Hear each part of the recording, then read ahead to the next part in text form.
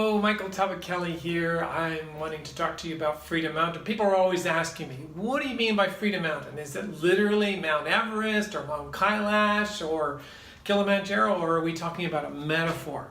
Well, the answer is, of course, yes and more. It's both. It's literally a place where you go to. It could be your home, it could be a safe place in a treehouse, it could be that your cottage, your cabin.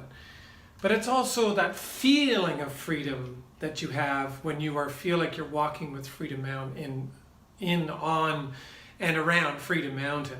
We'll talk some more about the different sides of Freedom Mountain, but so literally and metaphorically, it is a free place where you can feel that vitality, intimacy, prosperity. You're feeling connected, you're feeling that belonging, you're feeling that warmth and a village, and yes, you're on purpose, you're feeling harmoniously useful, you feel like you belong to one and many, you get the picture. So Freedom Mountain is that. So if we draw a little picture of Freedom Mountain, we can say that it's literally a place, and it's also then a place that is inside of you that we're all looking for, that we all have a longing for. Nobody ever is satisfied with, a 600 square foot apartment. We want bigger. We want 1,000 square feet. And when we get 1,000, guess what? We have this longing for bigger. Then we want 2,000. Then of course we want $2,000 a month. Then we want $2,000 a week. Then we want $2,000 a day. Then we want $2,000 a minute. We're just like that. We want love. We want more kind. We want deeper love. We want richer love. We're just constantly trying to appease that part of us that is just hungry and longing for, that place.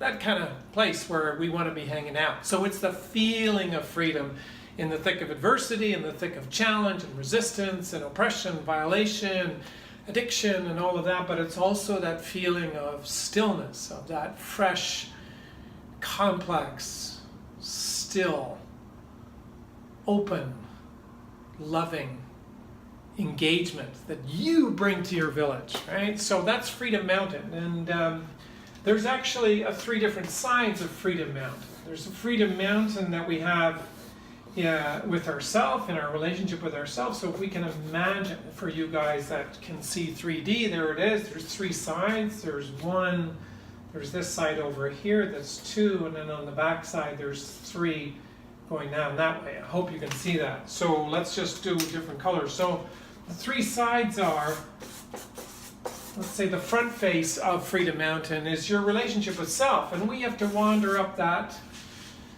path, of course, from our villagers that were supporting us, our accountability partners, our mentors, our allies, our family, our friends, even our foes are in some ways, good at getting us up Freedom Mountain of self. So we want to find that vitality. We want to find that joy. We want to find that calm. We need to have that. The marriage with self is vital. So there is also, if we can draw on the side here, there is a relationship with, there is a path to climb up Freedom Mountain in relationships. And I mean relationships one and many. So not just, primary relationship, but also relationship with kids, parents, friends, allies, butcher, baker, candlestick maker. You get the idea. So we also have that side of Freedom Mountain to climb. Isn't that right? And then of course, if you guys can see this, I hope you can, on the back side, ... there's another path, and that's our path of work. Or if you're doing what you love to do, you're on purpose, you're in your gift, you're living a meaningful prosperity life, then this is crossed out, and really it becomes your service to humanity, how you serve humanity. So three sides, three marriages, as we say in Ireland, three marriages: marriage to self, marriage to others, belonging to one and many, and then of course our feeling harmoniously useful, doing something that's on purpose in our gift, with our resources, our intelligences, our essential qualities, and aimed towards a meaningful need in the world, poverty or depression, or working with people in the environment, or autistic kids, or battered men or women, all of that. So Freedom Mountain has these three sides, and there's 3 different programs that I have for each of those different sides. So yeah, so that's the promise. And of course, if you're standing up top there, there's nothing but a big shit-eating grin. Did I say shit-eating grin? Shite-eating grin on your face, because it's all good. You got your bases covered. So that's the promise. The challenge, of course, is we're all confusing perfectionism for completeness. A lot of us are, shouldn't say all, should I say all? Plenty of us are confusing a kind of mediocrity for the fullness of Freedom Mountain, of really what it's like to be walking in your beauty and your joy and in your essential qualities, your gifts, and all the rest of it.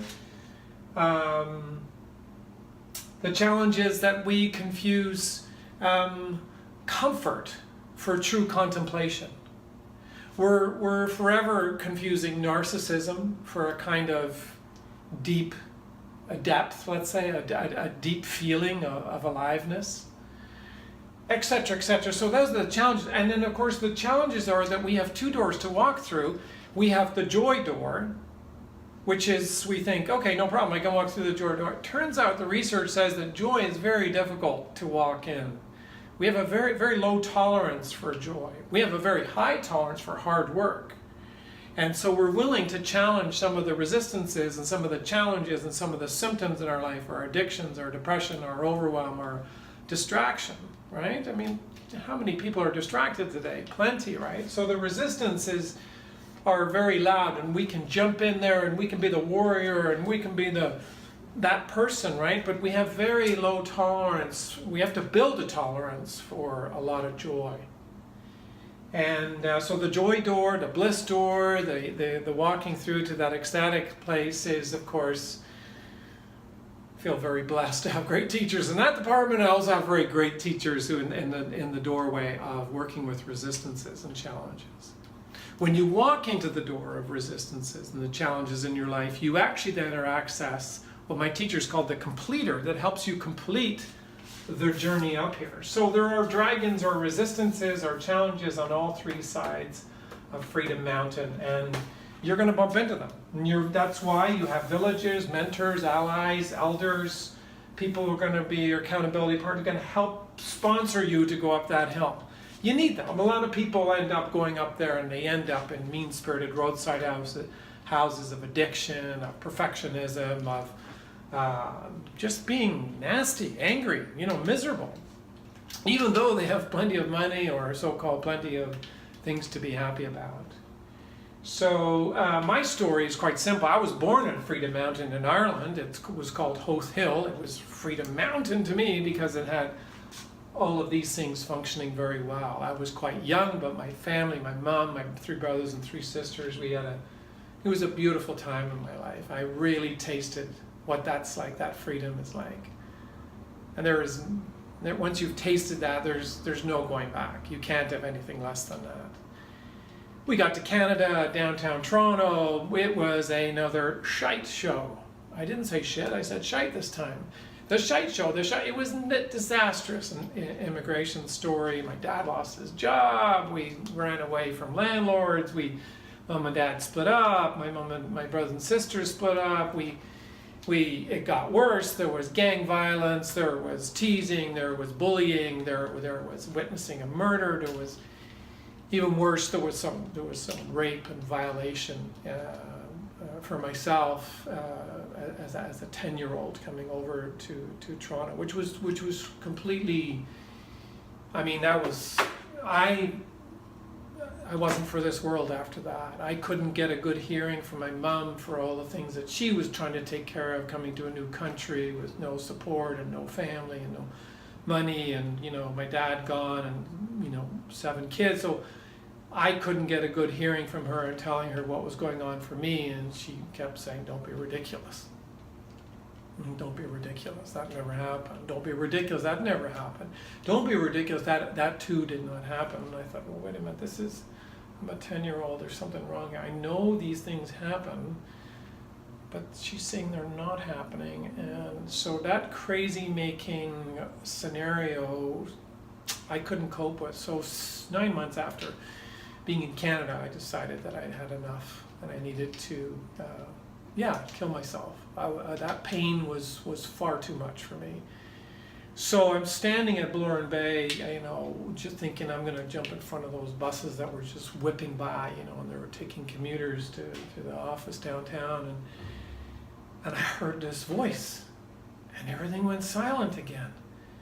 And I remembered that silence, that calm, that feeling of Freedom Mountain, and the voice came and said, yeah, you could kill yourself.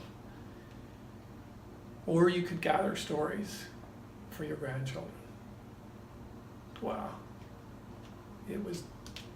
Message was dialed in with the stillness that I had felt in Freedom Mountain. I was saying yes to this. I was going to go do whatever it took to heal these stories, transform these stories, gather these stories. That's what people did in Canada. I was a little 10-year-old trying to piece it together, like, okay, it must be what people do in Canada. These shitty things happen, and you gather them, and then they turn into stories for your grandchildren. Okay. I backed away from the curb. So my challenge to you is to